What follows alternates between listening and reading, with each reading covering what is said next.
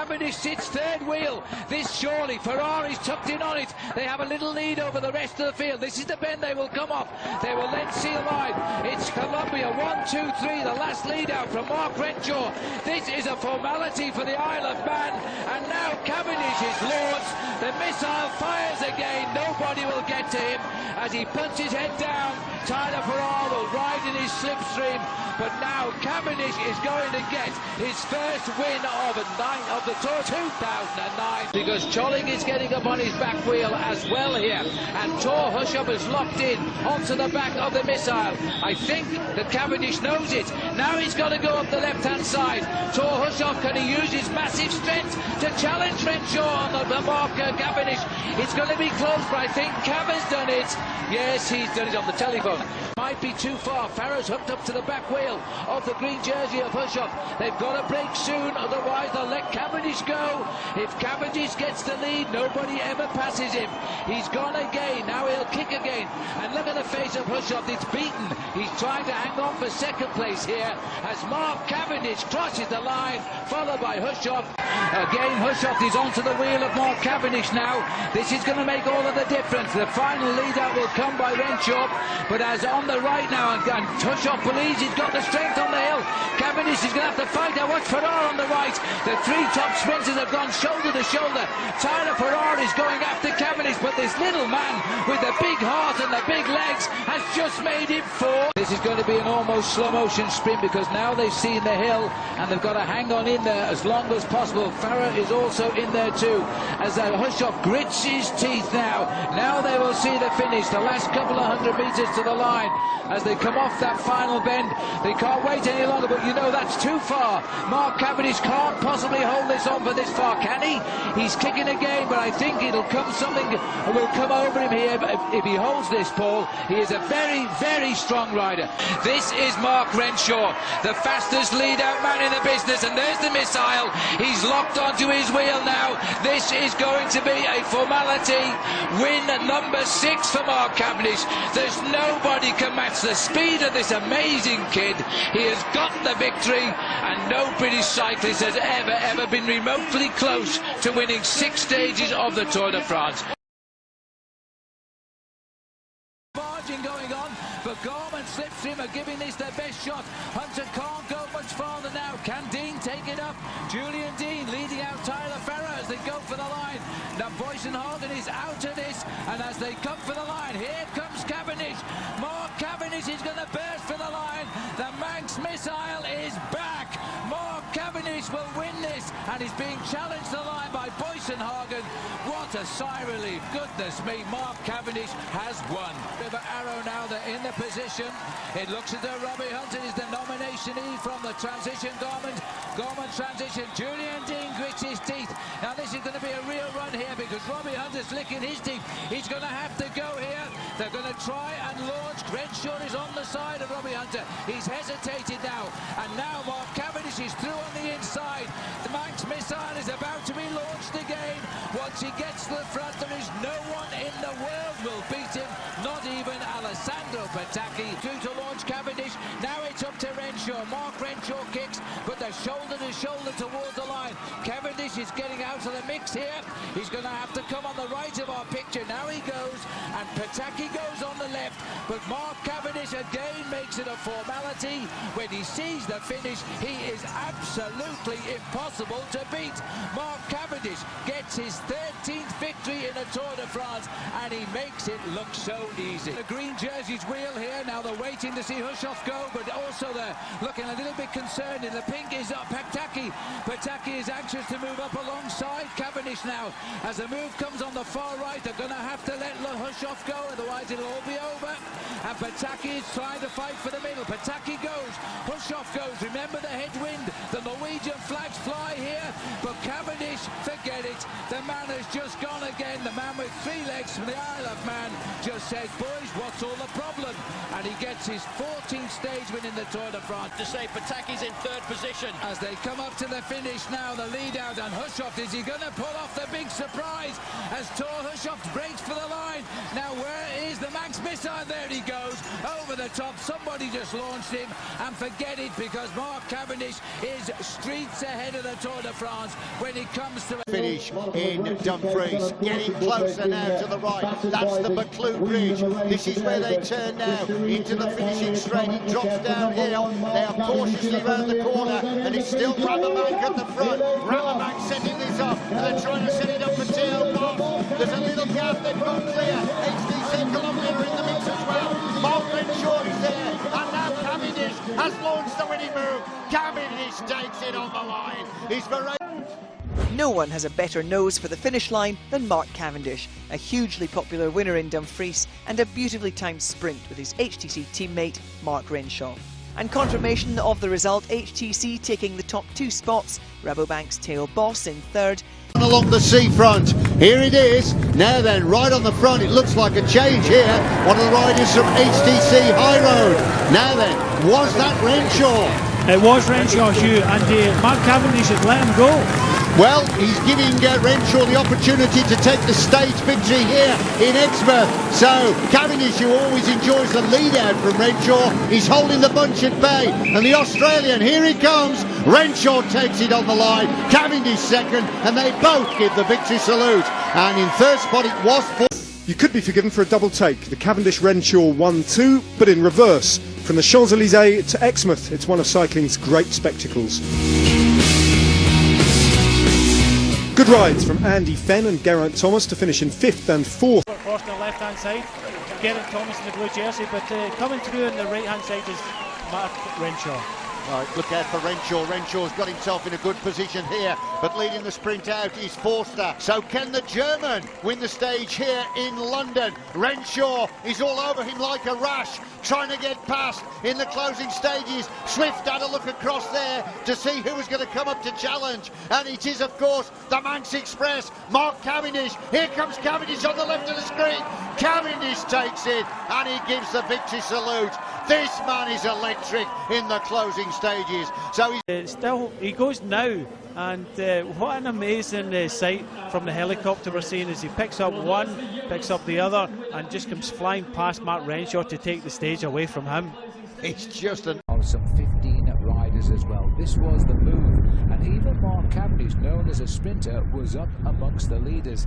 And look, State capital of Sacramento. yes, the race was to finish with 3 2-mile circuits of Sacramento, and another puncture here, this time to the hapless Mark Renshaw, the #1 lead-out man.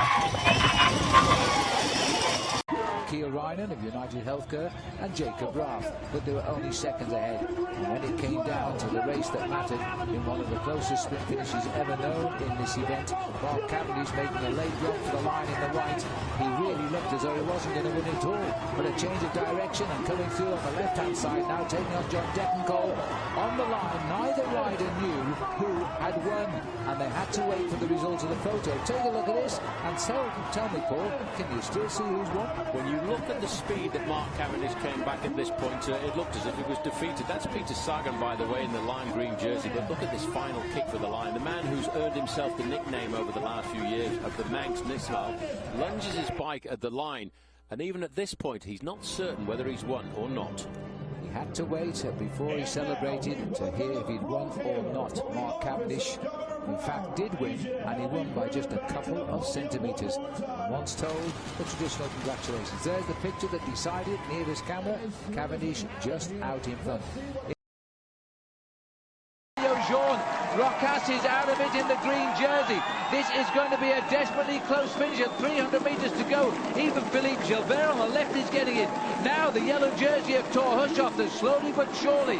Hushovd is getting on turn here now. Sandy Kassar is trying to get into the middle, and the race is off to the left of our picture as Cavendish comes. This is it. The missile is locked on to Philippe Gilbert. Has it? Just in front is the rider from Bathurst in New South Wales. That is Mark Renshaw. Everybody says he's the fastest man and he could win for himself, but he loves to lead out, Mark. That's his job. Watch the location of the green jersey of Philippe Gilbert and the yellow jersey of Thor Hushovd. When we finished here in 2008 and Mark Cavendish won, Thor Hushovd was the next best of the riders who are competing in the race today. He finished in 4th. Bernie Eisel on the front, in front of Peter Velits, then right up there as well, still in reserve, hasn't really turned the gas tank on yet, Tony Martin. They're now, Phil, inside of 2 kilometres. There's only one corner left. It's a right-hand sweeping bend, and then it's 1.5 kilometres, straight line down to the finish here in Châteauroux. Huge effort by Bernie to make sure nobody could move up the peloton there, but he's sold his engine and he's dropped to the back. This is the sweeper. Now they will actually soon see the finishing line if they've got great eyesight. It's a mile in front of them, but once they get under that 1 kilometre to go, it is dead visible in a long straight line. Look at the width of this road. Look at Tony Martin. This man can win an individual time trial. He's a challenger, possibly for a high finish in the Tour de France. But today, those thoughts are not in his mind. His thoughts are make sure you keep the pace nice and high. We don't want any challenge to come from the other sprinters like Gilbert, like Greipel, like Thor Hushovd in the yellow jersey over to the right-hand side. They're going to keep this pace nice and high. And Phil, as they come inside the final kilometre, they have still got the firepower on this race. 55 seconds for that final kilometre. Andre Greipel is right up there, and wouldn't he like to beat Mark Cavendish, but he's a long way back. Well, they've got to watch out for this Russian sprinter, Denis Galizamov, because he is there. He's in 5th or 6th wheel, and it's the guy flicking his arm. He's a newcomer to the Tour de France. He's a fast finisher now. The yellow jersey of Hushovd is brilliantly placed. He's not pushing it, but he's waiting and watching. And now we're getting down to the final run. We've got 2 riders left before it's Cavendish's turn to go. And everybody, look at them, are scrambling to grab the back wheel of Mark Cavendish. Romain Feyou has come up through the inside there. He's ducking and diving like a man possessed. Gossi now started the sprint. He swings off it now up to Mark Renshaw. Still locked into position. There is Mark Cavendish. He's waiting for the moment to pounce. Is the launch for the line of the missile as Renshaw has said, OK, it's down to you, Mark. Mark is now having to go for a long sprint, but what's the left of the road? That's Greipel on the left of the road. Cavendish grips his teeth, but Cavendish gets it. History. Phil, let's have a look at this, because this is textbook. This is from the handbook, absolutely perfect. Matty Goss set him up with 350 metres to go, pulls out. Look at the acceleration of Greipel on the right-hand side. You can just see that's a great move by him. All of a sudden, Cavendish says, thanks, Mark, I'm coming up now to try and get myself in and out of the way there. He must have been surprised by the acceleration of Greipel, his former teammate, now an adversary, but this is the moment. Cavendish has got the afterburners glowing here, throws it to the line, no contest. Alessandro Pataki's up there looking pretty good. It's second, I don't know, second or third for Greipel and Pataki, and Feyou right in there in 4th. I think Pataki may have come back from the dead there. He started to sprint well again. That was a... To lead Cavendish, that's off the final bend. Now Renshaw goes. He's got the Max missile locked into his back wheel. Tyler Ferrara's got onto the wheel of Cavendish, and Farrar has got onto the wheel of Cavendish, but Cavendish doesn't care. Here he comes, Mark Cavendish and Andre Greipel as they go head to head. Cavendish, oh boy, revenge is very, very sweet as Cavendish wins. Greipel gets second, waiting to be launched, and again out of the middle of the field and the debris, he is going to launch his attack. And I'll tell you now, as I look at this, when he goes, there is nobody going to touch him, and he goes as he makes it. That's Daniel Oss who's coming after him in second place, but Renshaw is too fast for Oz. But look at the run of Tyler Farrar. Farrar coming on the right, and Mark Cavendish. Tunnel et dernier kilomètre. Pas encore le dernier kilomètre. Mais on a descendu cette fois la flamme rouge. Ça y est, on va la voir. On va la voir. On l'avait aperçu, maintenant on va la voir. Et ça ne va pas tarder. Et Bernard Heisel vient de reprendre le train HTC. Ah, on s'est un petit peu expliqué. Regardez les milliards là-bas. Ouais, mais on s'est un peu expliqué là avec un coureur de la vacance soleil. Ouais, on s'est un peu gêné surtout. Ouais, David Millard. Ça sert pas à grand chose le casque de chrono. C'est surtout s'il prépare une attaque que c'était téléphoné. Hein. Alors là, le train HTC est vraiment en route, ça va très vite. Toujours eu de Riboli. Ils en sortent. Le chef s'est écarté. Ça va pas être facile hein, parce que là il est déjà en 3e position. Normalement il sort aux 200 mètres. Et là il va être propulsé. Voici dans la roue de Marc Cavendish, roue de Bozic. Il y a Daniel Os qui est arrivé avec son maillot de la Liquigas. Ah, il est bien Cavendish là, il y a du vent de face, il part pas trop tôt. Ah, il va attaquer aux 200 mètres. Le kick and kick, the man of the man. The man express, c'est son surnom en Angleterre. Ah, il sort de la roue au démarrage. Il est parti tôt, Marc Cavendish, pour une 3e victoire consécutive sur le Tour de France. Marc Cavendish, maillot vert du Tour pour la première fois de sa carrière. 5e victoire sur le Tour de France 2011. 20e victoire d'étape sur un Tour de France. La tape amicale d'André Greppel. Entre sprinteurs, on se respecte, on se fait la jour en jaune. Aujourd'hui, dimanche 24 juillet, pour le sacre de Cadel Evans. Ça fait un moment qu'il a ce maillot vert sur les épaules. Il a bagarré. Alors certes, il y aura sans doute une polémique. On reparlera du fait qu'un jour il était arrivé hors délai, qu'il a été repêché. On lui a retiré des points, mais il a été repêché.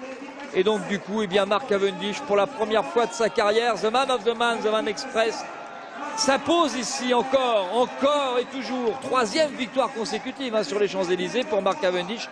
Mais premier maillot vert, c'était son objectif pour le Britannique de l'île de Man, originaire de Douglas, lui qui a commencé par le BMX puis le VTT, qui raconte toujours: avec mon vélo j'étais toujours distancé sur les courses, ma mère se moquait de moi, mais pour moi c'était parce qu'ils avaient tous un bon VTT. J'ai donc demandé qu'on m'achète un super VTT pour mon 13e anniversaire. Le lendemain je suis sorti tout seul et j'ai gagné. Quel caractère, l'enfant terrible des sprints, mais quelle classe, quel talent. C'est bien le meilleur sprinter du monde. Oui, et très belle performance également de Edvald Boasson-Hagen. 2e, 2 victoires d'étape sur ce Tour de France pour ce jeune coureur. Il a moins de 25 ans lui aussi. Et 2 places de 2e ici sur les Champs-Élysées et à Gap, derrière Touruchoft. Tous les sprinteurs sont loin derrière. Cavendish a parfaitement maîtrisé comme il le fait toujours avec son équipe. Ouais, il y avait du vent de face aujourd'hui, il a attendu le moment opportun. D'habitude c'est 200 mètres, aujourd'hui c'était 100 mètres. Mais ça gagne. Et toujours la petite tape amicale que Marc Cavendish, félicité ici par Philippe Gilbert. Beaucoup d'amitié hein, dans ce Tour de France dans cette génération. Marc Cavendish devance Edvald Boasson-Hagen, André Greppel, Tyler Farrar, Fabian Cancellara, Daniel Os, Borut Bozic, Thomas Vetkus, Gerald Scholek et Jimmy Angoulevent. Premier français termine 10e devant Sébastien Hinault. 11e, Samuel Dumoulin est 16e pour le résultat des Français. Voilà la confirmation de ce que je viens de vous dire pour cette étape sur les Champs-Élysées. Le meilleur sprinter du monde s'appelle bien, en tout cas sur ce Tour de France, Marc Cavendish, qui conserve vraiment facilement son maillot vert.